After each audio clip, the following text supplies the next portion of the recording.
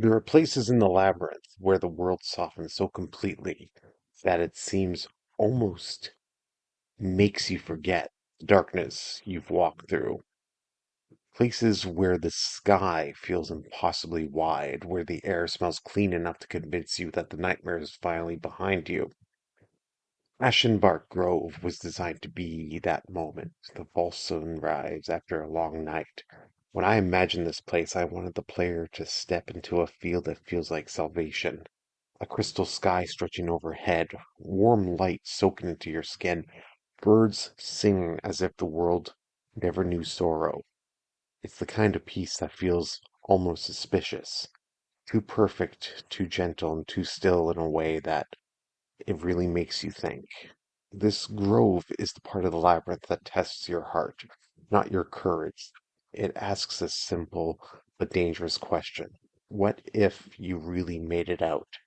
The early passages of Ashenbark are warm, bright, hopeful, but there's always something off in the corners.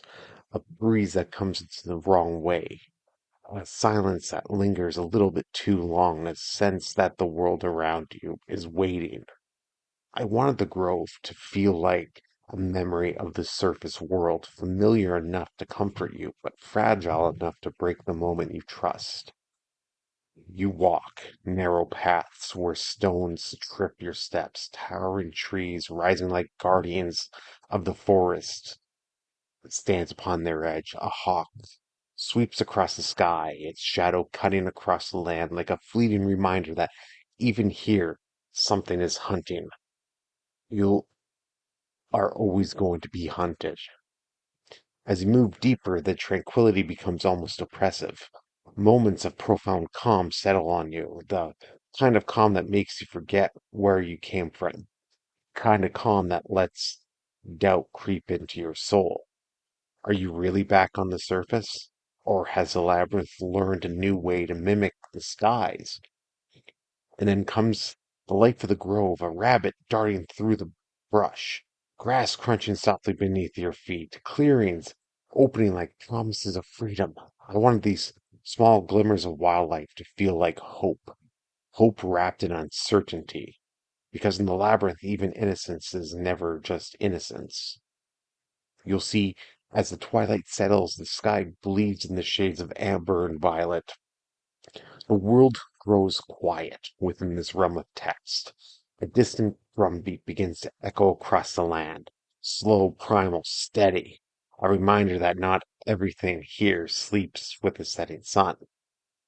That sound was meant to stir something ancient inside the player, a survival instinct, a sense of belonging to a world where you never even visited. Night descends like a soft shroud. You lie in the tall grass staring up at the endless sky. There's a peace in that moment, a peace that feels honest, but it's the kind of peace that only exists right before something shifts. When the shadow moves in the grass just out of reach of certainty, you know things are changing. The grove is no longer simply peaceful. It is watching. And that's why this section of the game for me is about loneliness in the purest sense. The kind you feel in wide open places where the world seems too big and too quiet all at once. I wanted the player to feel the beauty of the landscape and the terror that comes from realizing that beauty does not promise safety.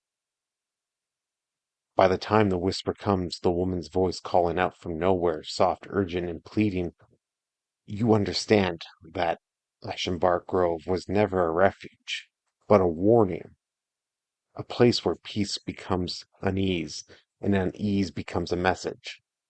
Leave, go, run before the grove remembers what it truly is.